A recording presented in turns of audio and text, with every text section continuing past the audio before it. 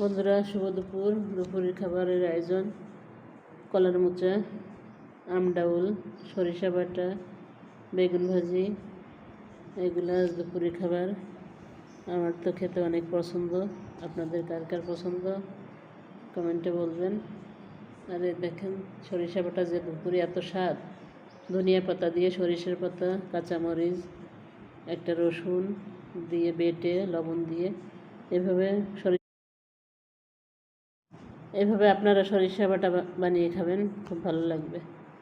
আর সাথে তো টক ডাউল আছেই, সেই স্বাদ। এভাবে আপনারা খেয়ে দেখবেন প্রতিদিন দুপুরে, যখন ইচ্ছা আপনাদের।